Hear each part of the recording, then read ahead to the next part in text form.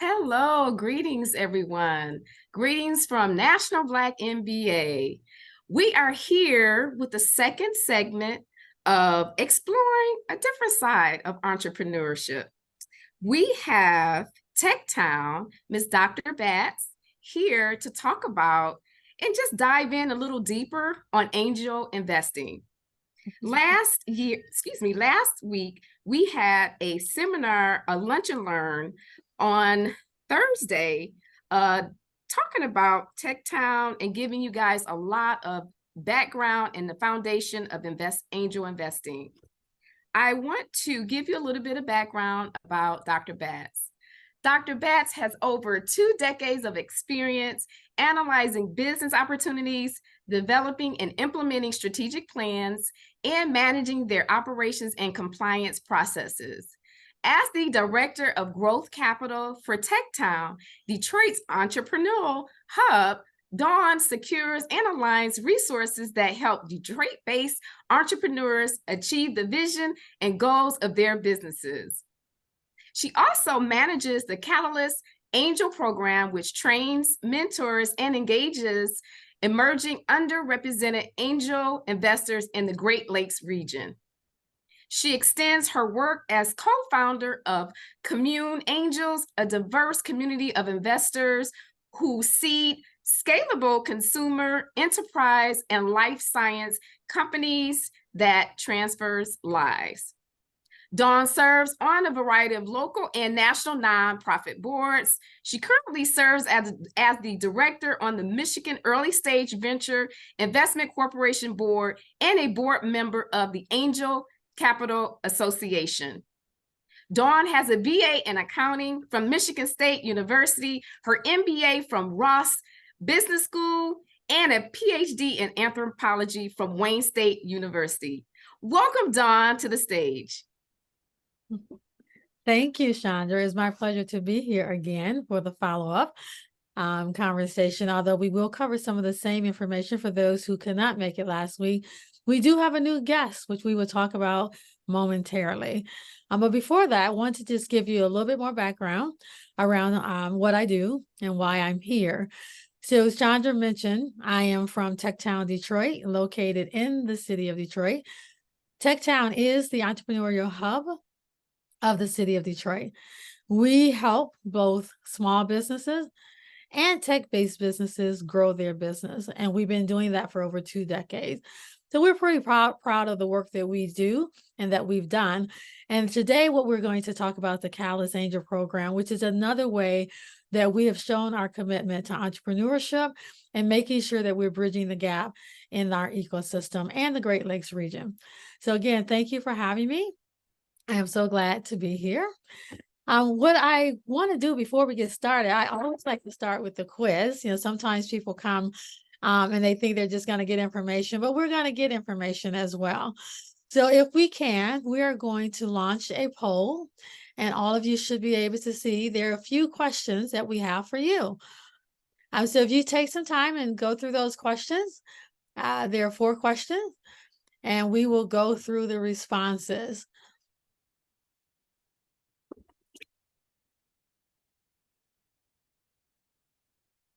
Let's see if we have responses coming up.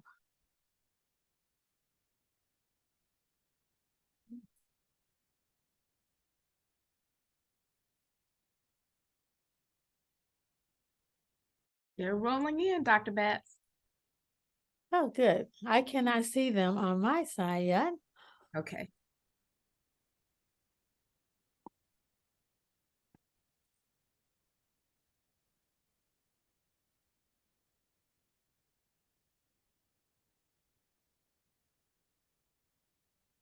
You want to give a few more minutes?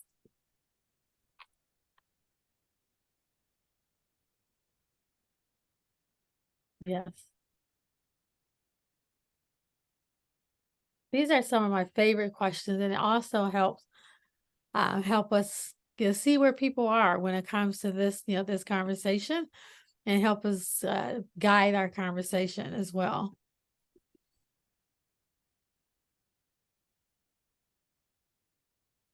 Okay, Dr. Batts, you should be able to see them now. All right, let's see.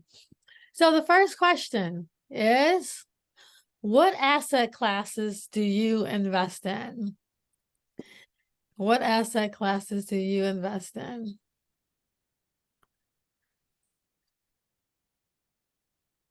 I see some coming in, stocks, bonds.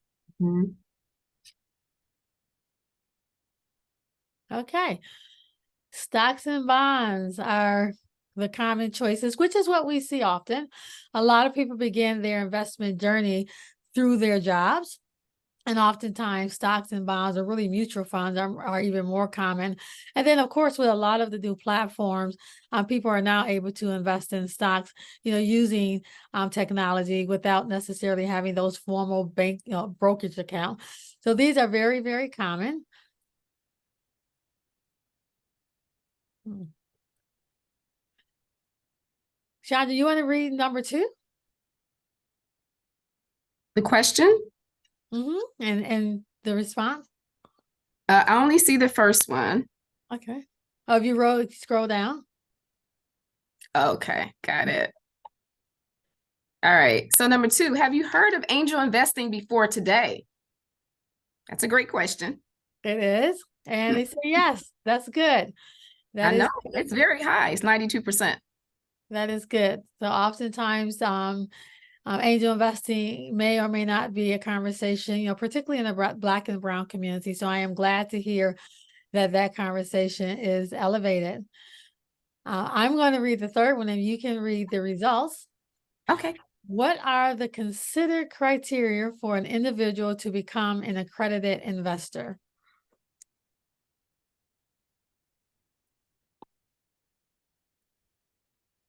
So the security licenses, there's 0% there. The next one is net worth. That's 17%. Income is 8%. 8%. Security licenses and income is 8%. And then all the above. So majority is 67% all the above. All of the above. Okay.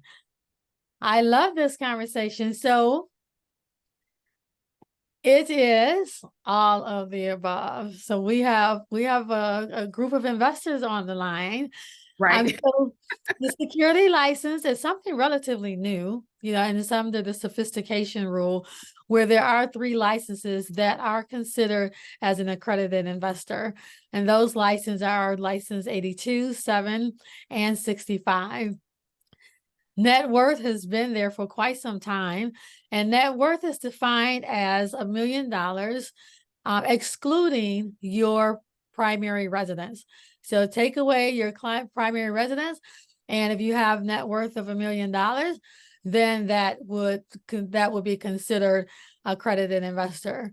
Mhm. And then the third one is income, and income is $300,000 for someone filing jointly, and or $200,000 for someone that's filing single, and they should have made that amount of money over the past 2 years and expect to make that amount of money reasonably in the near future. Now, it is important to know a few things here. One, these are ors, not and. So hopefully that gives some relief. Oftentimes people think, oh my God, I have to have security license and net worth and income.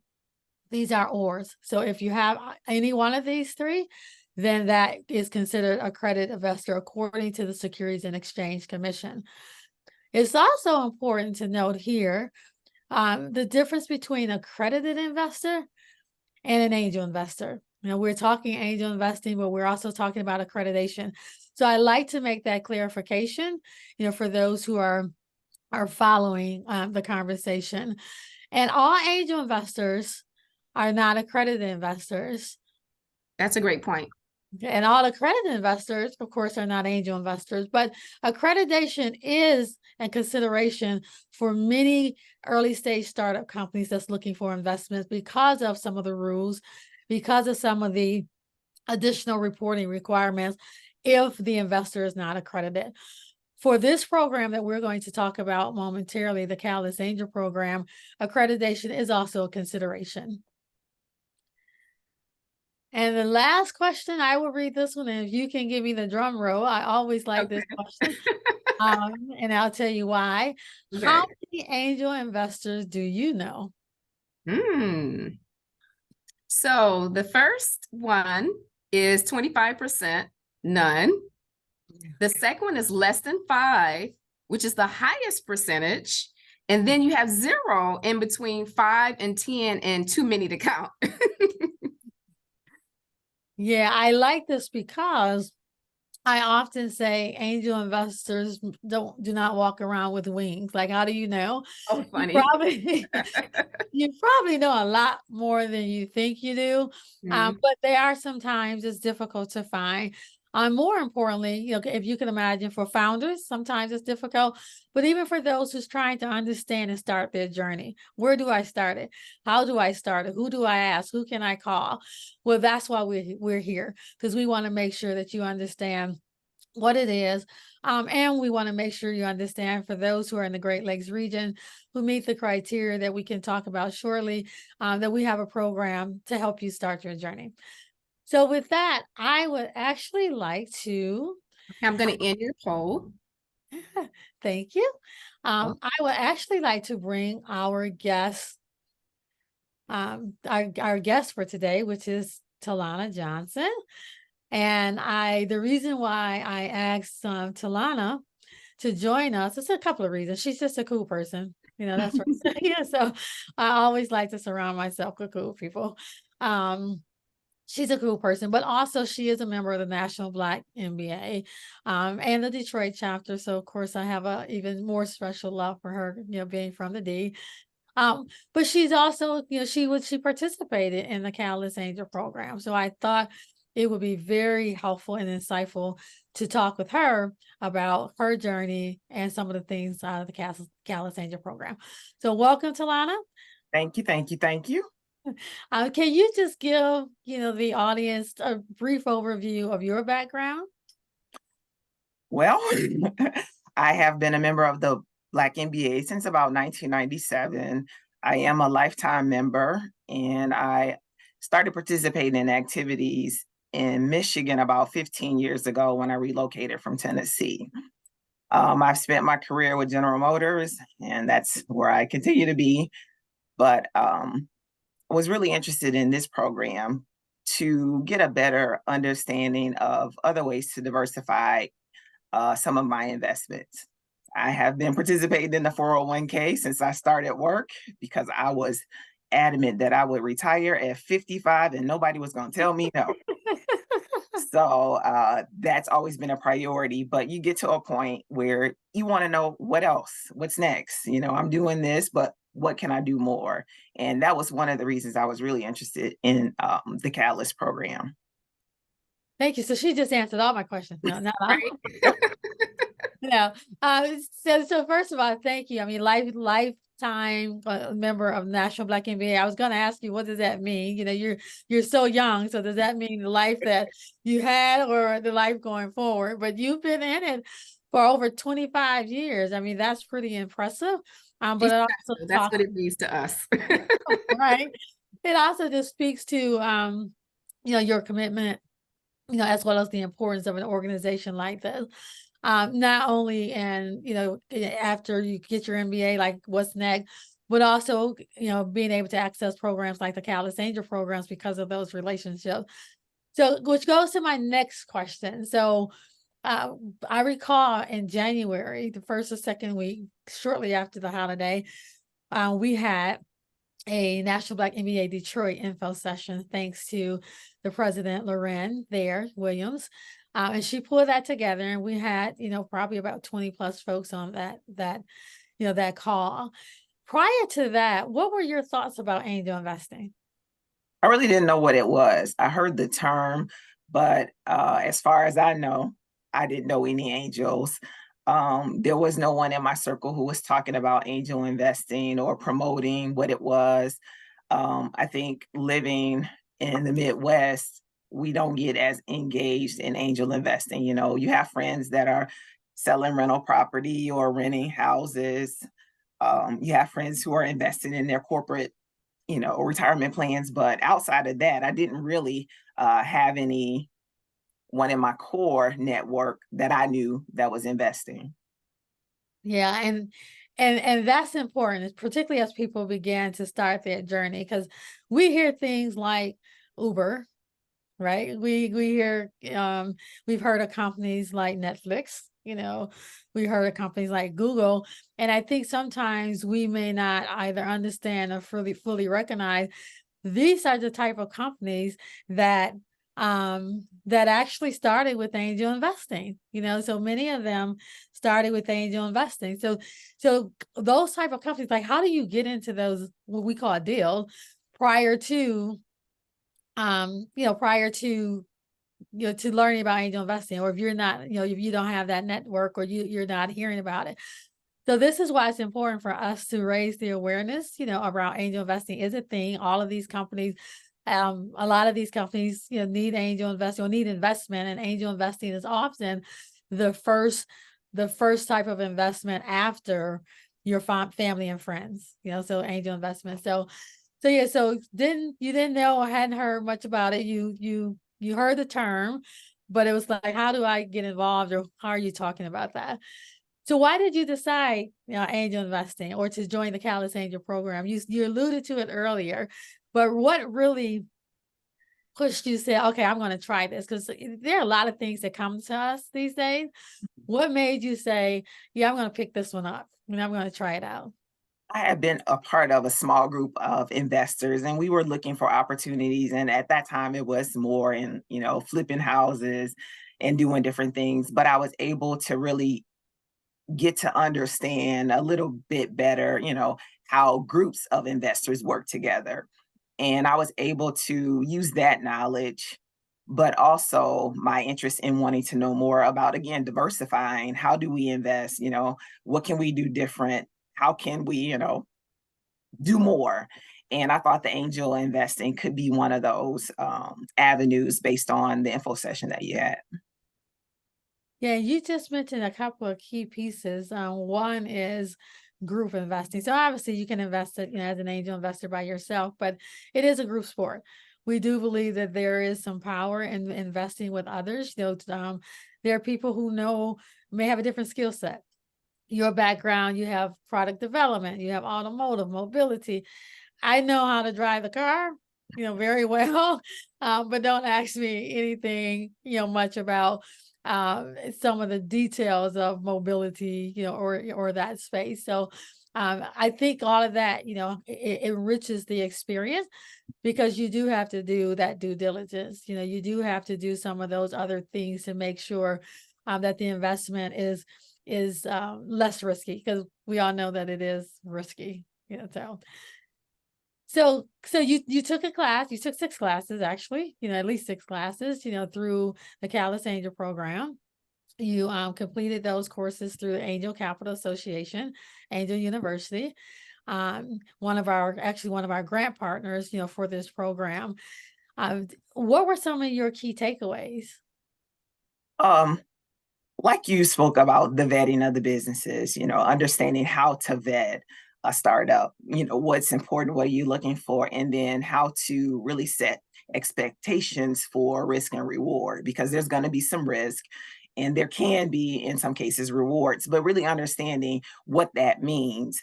Because when I first thought about it, I'm thinking I have to have a whole lot of money to really, take part in angel investing. And that's not always the case. But really understanding and setting my expectations, I think, was the real takeaway for me. You're going to risk, you're going to win some, you're going to lose some. But what does that mean? And then how do you mitigate some of that risk? Yeah, you spot on. When you think about, winning and losing, we know that a good portion of investments may not work out. We look for things like 10x. You hear all of those things when you're reading. But the reality is, it's risky. But then there are those who will return your money. And then there are those companies will give you those multiples, or what we call multiples, which you get your money back. So you have to have patient capital. We definitely know you cannot use your money that you're supposed to be, sending your child to college. We don't want to do that, or saving for retirement. So this is money that you can use, and you can stand in some cases to lose. So you want to make sure that you're thinking through that. Can you share something, you mentioned, how to vet a company. What was one of those things that stood out that you might not have considered? Really understanding what their plan was in that business plan and looking at how they and timing of return on investment. When is your product going to go to market? How are you going to go to market? What are those roadblocks that may prevent you? How do you stand out as a product from all the other people that are going to copy what you do? So just really understanding how to ask good questions, I think. Hmm. Yeah, yeah. Uh, and unlike the stock market, which a lot of people are accustomed to, stock market or bonds, when we did that poll, this information is not readily available. It's not. You can't Google it. You can't search for it on the internet. So sometimes it's very difficult. So talking to those founders become extremely important. Asking those questions become extremely important. And one of my key takeaways on my journey is also understanding what you won't know. Mhm. And that's hard. That was really, really, really difficult. It's like, okay, I can ask all the questions, all the good questions, and then there's just some things I just won't know. And am I willing to take that chance? So you also, so the Catalyst Angel program is really three components. I talk about it in three interrelated buckets or intersecting buckets. One is the class, or the classes. Everybody in the program take at least the 6 basic classes, and then there are 3 additional classes that they can take as part of the program for a subset of individuals. The second piece is the mentoring, where we partner with VentureWell, another national organization that is very well known in the entrepreneurial training space, where we are able to place some of our participants into their accelerator, and they are mentors for entrepreneurs. You were able to participate in that, and I'm going to get a third one, then we'll come back to that one. The third one is just making sure that people in our program are engaging in the ecosystem, making sure that they begin to show up in different places so they can get that, what we call deal flow. We are the entrepreneurs, and begin, at some point investing. We do hope that people, in the long term invest, short and long term. It's not a requirement of the program. We don't ask you for money. Let me make that disclaimer, but we do track it because the intent is to put more money in the ecosystem. So you were recently a mentor in VentureWell's Aspire program. Can you talk to us a little bit about your experience there? Well, it was a great experience. I often wonder, what do I have to offer? What can I do for them? But I was able to draw from my experiences from working in corporate America, product development, marketing, program management. And when they had questions about certain things that they were doing, because founders, they're not experts at everything, and they do have questions, and there are places where they can use the guidance of someone who has other experiences. So that was the way I was able to contribute.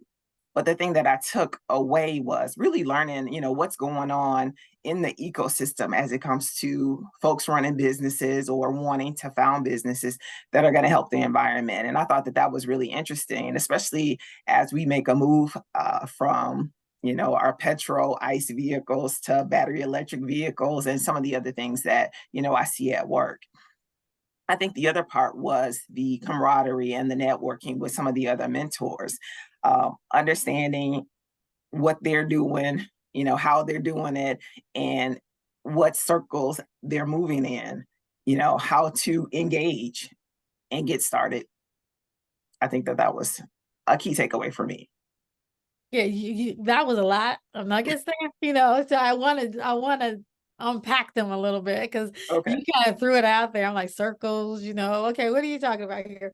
So a couple of things. One, early stage founders that were developing climate tech solutions, so you're talking things that are not even existing necessarily yet, you know, um, Did you find learning about those particular type of companies, early stage tech companies, was different than, how you thought about entrepreneurship or founders in general? With a lot of what was presented, and I had to make sure that I stayed in the box because I mean they're sharing what they're doing. And when you work in corporate America, you see a lot when it comes to technology and future technology and really being able to um, keep it in the box, right? And be able to provide guidance, but not to step out of my box and making sure that, I'm doing the right thing, by my employer. So that was a fine line to try to walk along the process. But seeing new founders and the kinds of things that they're thinking about outside of the box, into the future, what's going to happen with what can we do now? I think that that was very interesting because that's not someplace that I often venture in, what's really developing as new tech. Yeah. Yeah, that's I think another reason why I love this space is because it's just some great ideas. Like, where did you even come up with it? The innovation and to see it, somebody thought about, something 10 years ago or 5 years ago or 3 years ago that we're seeing now.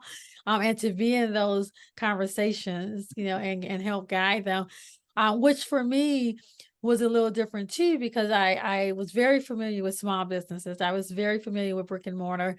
And I think they still play an important role. I think we always have to have the and conversation. So yes, brick and mortar and tech solutions. How do we begin to support tech solutions? So putting back on that investor hat, tech solutions become increasingly important, particularly if you're looking at funding from certain type of funding sources, because they're looking for, how do I get my money back, right? They're looking for, is that 10x that I mentioned to you? How do you scale? And typically scalable businesses include some type of, technology solution. So that was a fascinating transition for me, quite some time ago, but it was, just looking at how people are using and creating new solutions. So you talked about the founders, then you mentioned the other mentors. So they were from all over the country. It was about 8 to 10 of you all. What was it about the mentors? And you mentioned the circles that, that they move in. I think that that part was probably the most beneficial to me as a aspiring investor in the space because they had so much experience in so many different areas. I mean, and we weren't all created equal because we all came from different places and different spaces, but to just be able to glean and talk and hear, to listen about how they go about investing, how they're looking at vetting, businesses, what they're doing in other angel groups. I thought that that was very, very valuable. I mean, even to the extent where I have reached out to one of the mentors and we've had breakfast, we've stayed connected, offering advice or, other opportunities for some of the mentors. Have you considered this? Have you thought about that? What if? How do you get this information out to more people? That was very, very aspirational for me. So I keep saying I love this part of the program and this part of the program. I really do. I love all of these pieces. One of the things that I really like about the mentoring piece of this is you have the founders and all the mentors are mentoring the founders. The founders in some ways are also in a different way of mentoring. They're helping the investors, this new technology, just learning, that learning process is going on. Then you have mentors mentoring mentors, which to me, that's where the magic. Every time I'm in that room, with VentureWell and the Aspire program, and now we're doing it with another program called Ascend. Every time I'm in that room, you just see the magic. Like you can just project 3 years from now, 5 years from now, all the things you talked about, who you are going to call or connected or who might send you a deal. Right. Like, hey, we have this new company. Have you considered it? Do you want to go in with us? I mean, that to me is the multiplier effect, Mhm. that sometimes, we can't see or we can't necessarily count, but okay, so anything else around the mentoring experience? It was in Texas, it was out of town, so that was another piece to it. Anything else around the mentoring program that you would like to share? I thought the way that Aspire did the mentoring program in creating environments where we could share freely, get to know each other, in a social way. And it wasn't always, something um prescriptive that you had to do. They invited us in and created an environment where, we could get to know each other on a personal level. And I really appreciated that part about the whole experience. Yeah, and that's all part of the angel community. It's all embedded. So what appears to be okay, just mentoring or just taking classes, when you start adding those pieces together, you just start positioning yourself um, to be able to just take this journey, in a much different way and with other people, and that's the really cool part. Okay, so what impact, just have a couple more questions. What impact do you hope by learning more about angel investing will have on your involvement in the National Black MBA or in your community? I think that if there's an opportunity to come together as angel investors, and to magnify, the opportunity to help businesses in Metro Detroit, startups that are local or, even somewhere else, how can we together as a group help other businesses to learn and to grow? Maybe that's through knowledge, maybe that's through financing. Um, I think that that's really where the National Black MBA can have the greatest impact, helping other people of color to grow their business and live their dreams.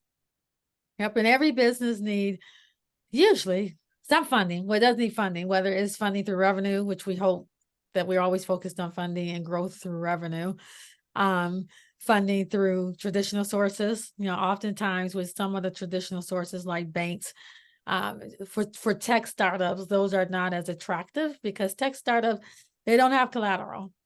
You can't go take a thing. So oftentimes, family and friends or angel investing, are very common ways for people to look, to invest. And you also mentioned, you know, um, National Black MBA entrepreneurship is one of its key pillars. Oftentimes, we're talking about funding the founder, and I like the fact that we are now opening the conversation of we can also be investors. And when you think about it that way, if we are able to have more investors of color, the research has also shown us that they tend to invest in more founders of color. So it's a way for us to address some of the funding gap, not all, because we do want to diversify our portfolios too. Meaning that if you're an investor in color, you may not decide to invest in all founders of color or all one industry for that matter. So it's important that we understand the full equation of what does it mean for me to be an investor, as well as what does it mean, if I'm a founder, and then how do we make, this piece work together in the ecosystem. Any other comments about the program, your experience, that you would like to share for anyone considering angel investing or even joining the Catalyst Angel program?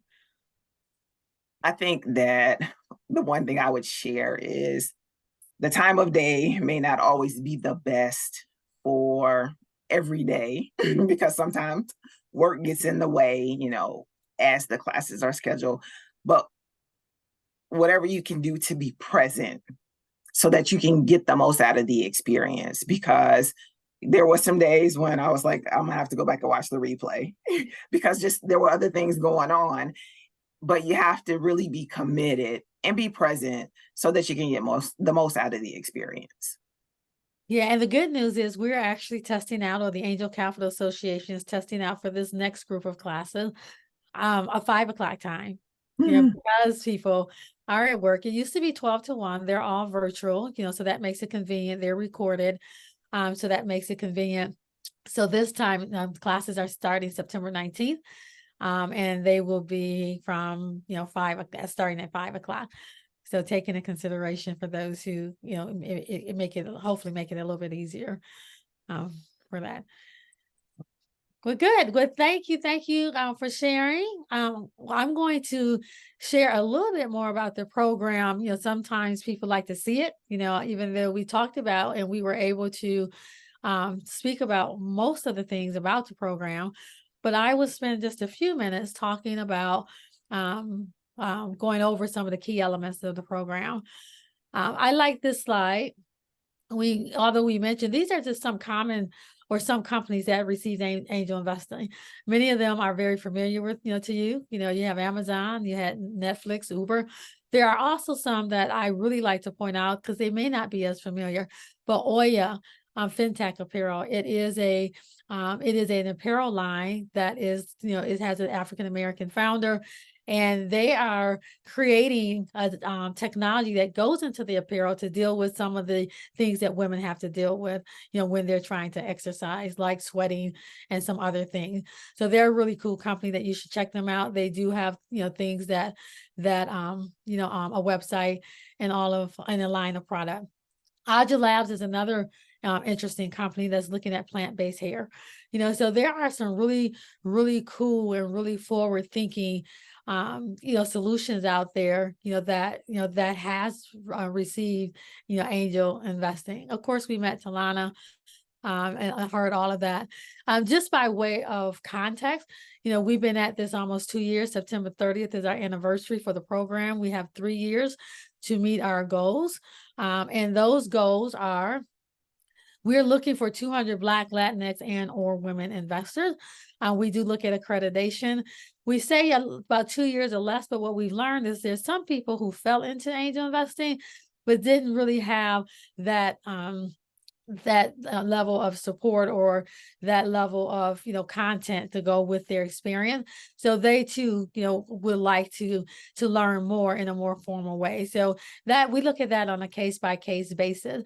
And then of course you got to reside in the Great Lakes region. That's why all of you all are here: Michigan, Illinois, Indiana, Ohio, Minnesota, and Wisconsin. We are looking for all of you. I will tell you that Michigan and Minnesota, here's my Minnesota Cup Angel Fest that they had in May of this year. They currently have the largest group of people in the program.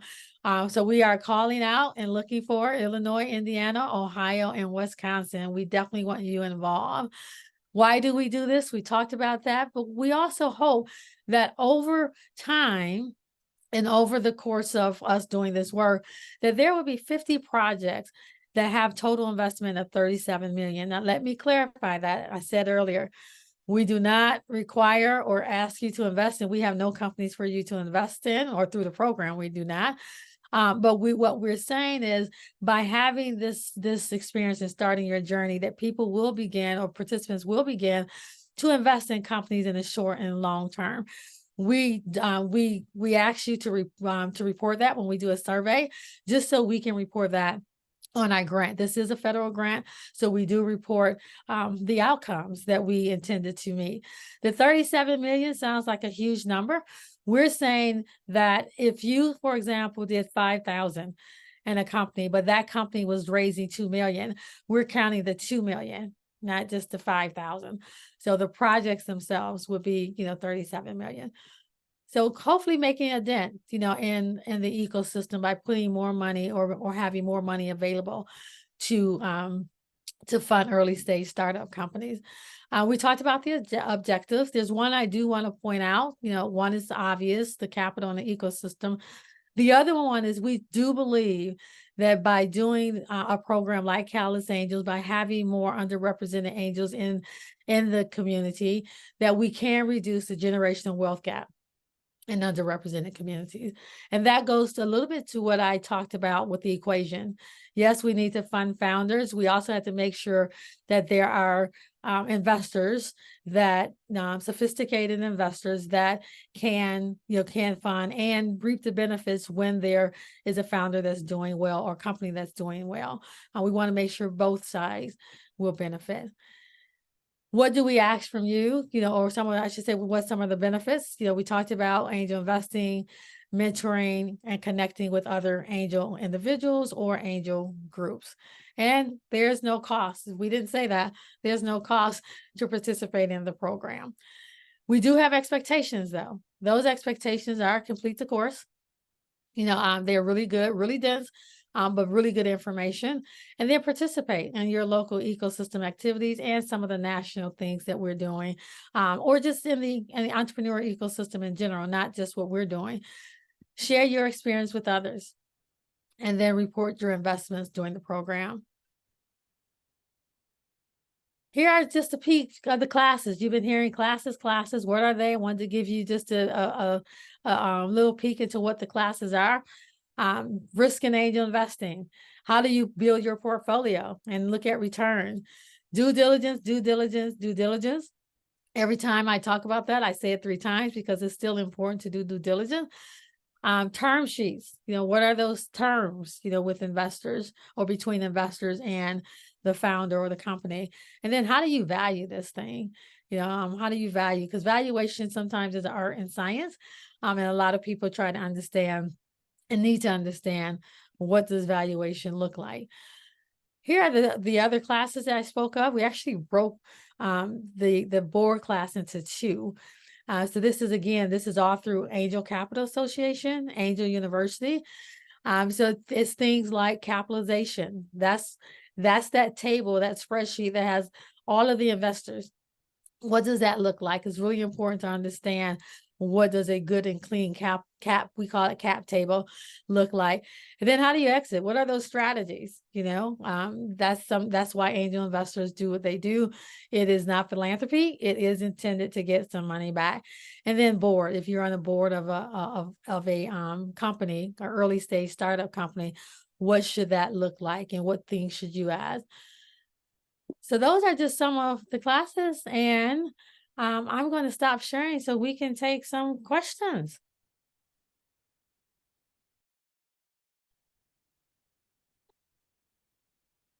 All right. All right. So the first question, Dr. Batts, is how would you describe, this is for Talana. Talana, how would you describe your investment philosophy and strategy as a new angel investor? Oh my. I know it's full, right? Very Real full. I have a growth mindset when it comes to investing. Having been through the process with Aspire, I think that a lot of the classes that Dr. Bass just reviewed, it was an opportunity to reinforce how they are used in real world assessment of startups. And so I think that that was very beneficial for me. And I would look at startups a little different now than I probably would have in the past, because, you all always have that cousin or that friend who's wanting to start a new business and ask you to invest. But, now I can ask, again, good questions. And I don't think I would be as risk averse as I would have been in the past, having not been through this process.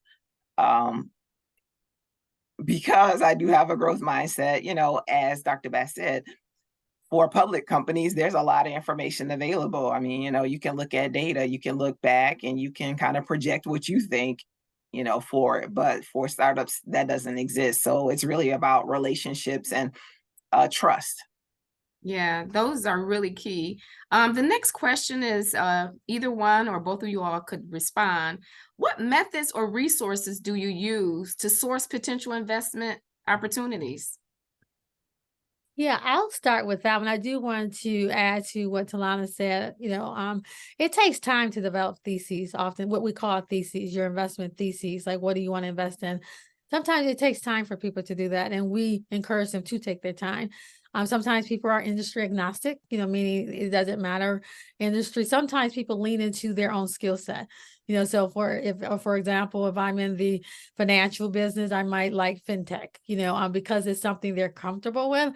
But I will encourage people to go beyond your comfort level. And that's why you have to have, these other mentors or investors or groups, that you can you can go through that due diligence process because they can complement what you know or not know. But you do want to be comfortable with your investment process, making sure that you understand how you go about it. So what tools for deal flow? They said to get deals. So we call, deal flow. There are different ways to do that. Again, I cannot stress enough how many people are part of groups.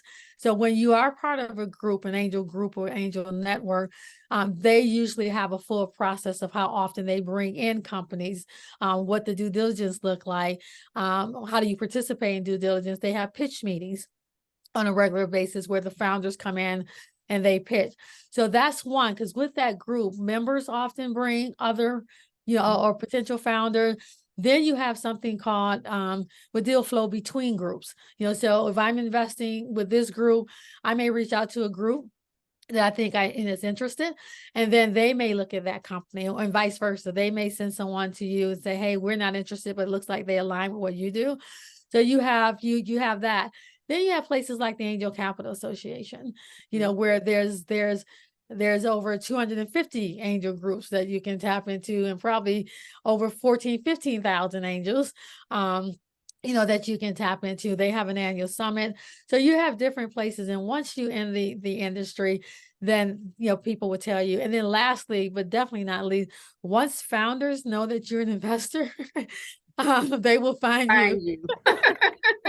They will find you. And that gets hard because sometimes we get emotional, particularly if you like, the product, or you like the person, and you get very emotional around that. And you have to be able to step back and still think through that process. Yeah. So follow-up question to that. All of this is so much information. Talana, you have shared your journey. Key things is part of what resonate with National Black MBA is entrepreneurship, investing, of course, building wealth for your families, mentorship. So with all of this training, Talana, what is your approach now? Looking at a lens through Angel Catalyst Investment University, what is your approach now with all of the information and the due diligence that you would do in looking at an investment opportunity? I think that it's really important to be open, but understand what you're getting into, because it's really easy to get distracted. And if you don't really understand the founder and what they're trying to achieve, it can be difficult.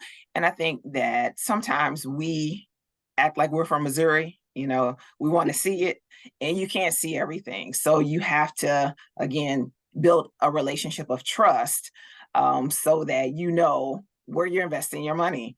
And I think that that's the hardest part for me as an investor to overcome, is really, believing in finding first, those startups, and then having time to vet them, and then making the investment.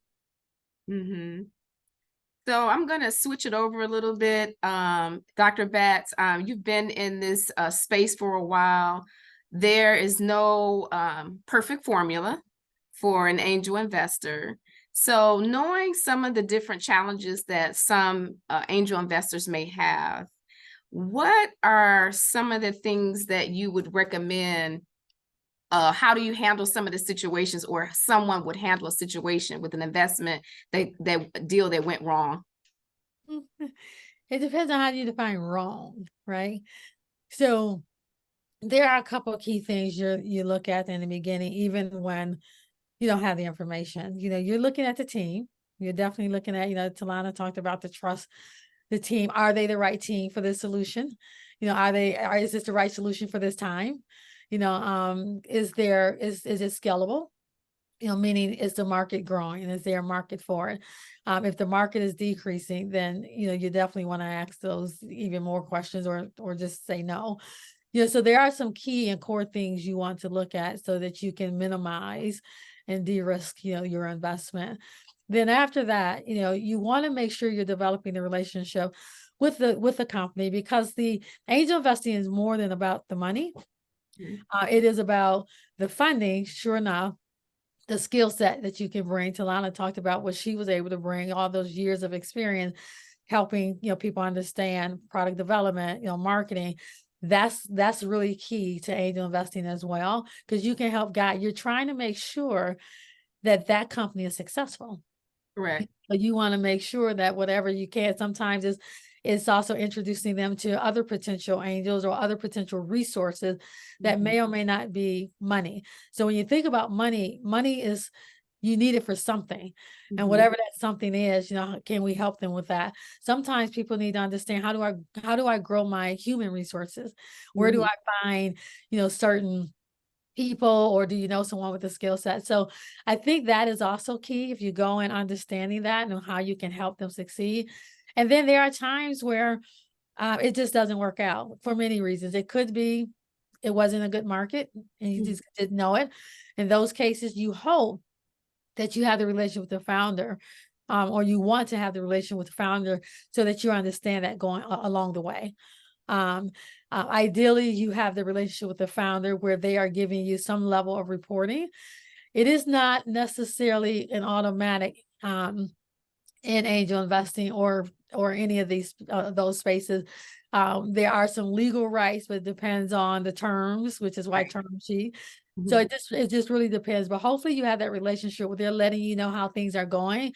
They're letting you know what they need so you can help them out, or the group can help them out. So that helps when things do go wrong. That just helps that conversation. So what if you're in a situation where you need additional funding? Because sometimes you're estimating the cost of the startup, but what if you get into a situation where you need additional funding? They will always need additional funding. If they don't, there's something else going on, because these are companies that are very early on. So when they start raising, they may raise $1 million or $2 million. If they are scaling and if they're growing, oftentimes the revenue is not there yet for them to be able to fully support the operations with human resources, with marketing, with all the things that they need to build, and then building out the technology.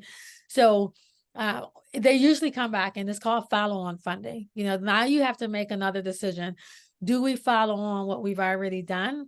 And you go through another level of diligence, asking some additional questions. How did they use the money that they gave you, that you gave them rather? Did they hit their metrics, from the first time? That gives you a little bit insight of how they're thinking, how they're operating, if they're able to take it to the next level. And sometimes people decide not to follow on for many reasons, including they just don't have the money, at the time, or they just, don't think that solution, they want to invest any more in the solution. So usually they will come back, or there is follow-on funding. Yeah.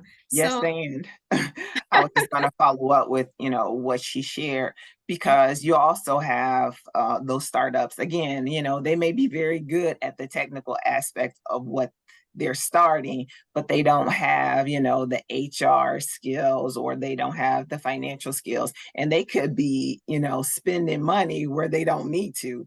right. So, being engaged and involved and being able to provide guidance, when they're asking, of course, or when there's an opportunity, because it's still their baby and nobody wants their baby to be called ugly. So I think that, but it's something that has to be considered.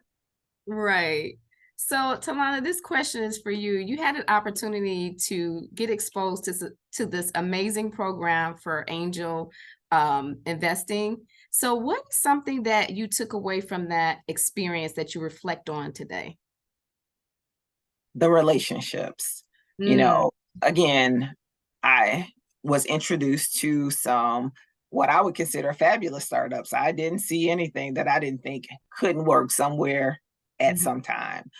But, just the knowledge that was gained, the relationships that were formed with the mentors that were there, because a lot had very diverse experience, and they were willing to share. They were willing to talk about the things that they're doing with other people, some of the groups that they're in. And then there was lots of conversations about legal issues and so many other things where, you know, I couldn't contribute to the conversation, but they were able to, and they were willing to share their knowledge. And that's really key. That's so important throughout your experience. And you mentioned something about relationships. That is something that we hone in on all the time in whatever we do, especially when it comes to networking.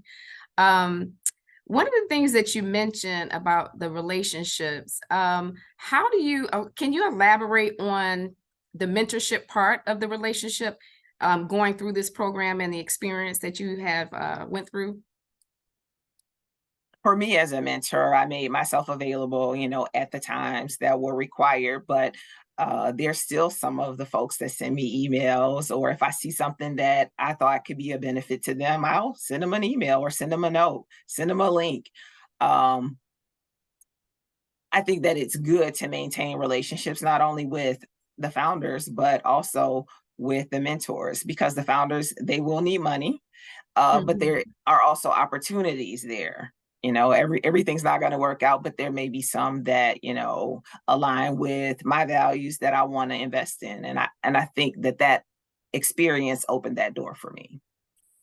Awesome. So I'm digging a little deeper, just trying to expose a little bit of what someone would experience going through your program, Dr. Batts. Do they have different types of like simulations, anything, different exercises to help people get comfortable within the community of investment?